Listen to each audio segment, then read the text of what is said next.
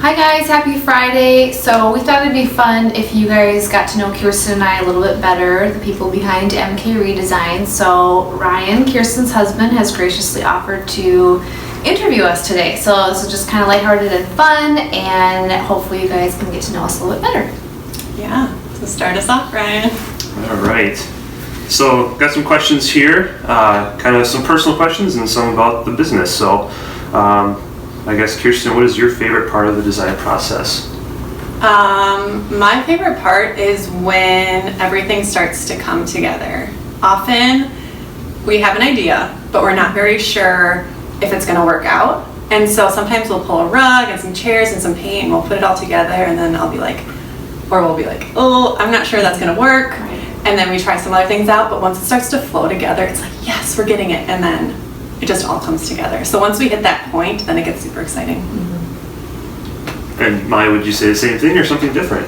Yeah, for me, it's kind of finding that one piece that kind of gets the ball rolling. I'll be honest, sometimes we go into a place and I don't have an idea of what's going to happen, but then in some inspiration, looking and digging, I'll find one piece that either it's a rug or a furniture piece that really just sets the whole tone for the room, and from there the creative process just becomes really fun. Absolutely. Yeah. All right. If you could say there's one item, I guess, what decor item would you like to have an obsession with? Like, what would be like one thing that you like have to have in a house? Like, I guess Kirsten. Yeah. For me, it's lamps or end tables. You can probably attest to that. Yep. She likes lamps. I do. And for me, I really like lamps too, just because I think they just give the room a really cozy feel, and they can really change the look of a room so much. And also mirrors. I have a problem with mirrors, so I won't tell you how many I have. A lot. Okay. Kind of a personal question, I guess. What would you say would be your personality towards working in these projects? Are you introverted, extroverted? And do you mesh well together, I guess? Mm-hmm. Yeah.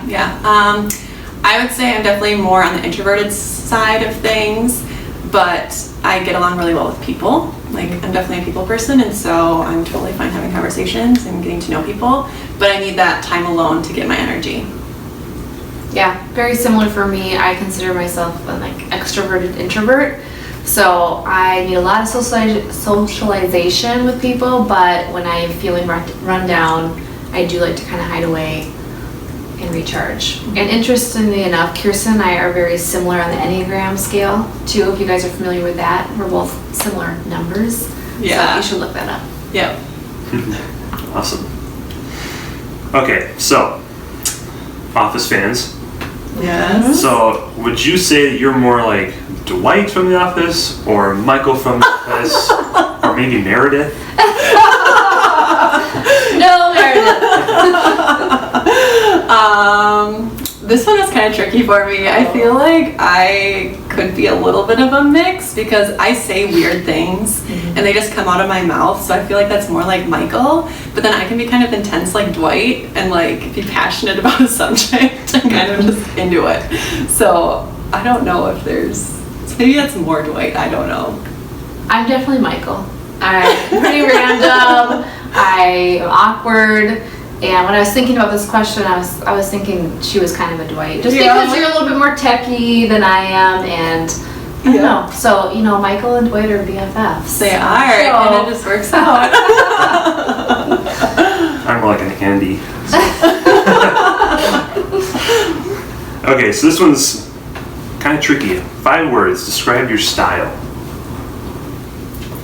This is tricky. I would say traditional, modern, clean, organized, and neutral. And I will say traditional with a twist, clean lines, flair, and that's only 3 words. Traditional with a twist is kind of 3. Shoot. Neutral with pops of color. I know I went over the word limit, but Yeah, that totally works. All right. Okay, so if you walk into a house and you notice something that's like, oh, that's a pet peeve of mine, I need to change that, or I'd like to change that, what would that be? For me, it's lighting. If it's a really cool tone light bulb, it just makes the room feel super sterile to me. I know some people are more sensitive to light than others, but warm light really makes the room feel more comfortable and able to relax in. The cool tones just makes me feel like I'm in a doctor's office. Yes. I feel similar about lighting, but I will say I've become more aware of, it's gonna sound weird, but rug sizes. And so sometimes I'll see things in magazines, not so much in people's homes anymore, but where it's just too small and so it kind of dwarfs the room. And so it's not necessarily a pet peeve, but I really like when the rug fits the scale of the room. I think it just looks a lot better. It makes the room feel bigger. Right. Or smaller. Yes, exactly. Yep. Totally. All right. Another personal question here, kind of going back to your childhood. What would be a favorite childhood cereal that you had, that you liked? For me, it was Captain Crunch. Captain Crunch. Just the classic Captain Crunch. Did the roof of your mouth get torn out from eating those? Oh, I totally. They were kind of like rough. They were rough. Yeah. I think I let mine sit in the milk for a while. Okay. So they were like, but I like that. Yeah. Kind of like tortilla chips. I'd say honeycomb. Oh yeah. That was I like, forgot about that. I know, one. there's a lot I've forgotten about, but that's probably Yeah. my favorite. Huh, cool. Yeah. Yeah. All right. All right. So, do you prefer rooms that are light and bright or dark and moody? I'm definitely a mix. I have light and bright spaces, but I really like to accessorize with dark and moody pieces.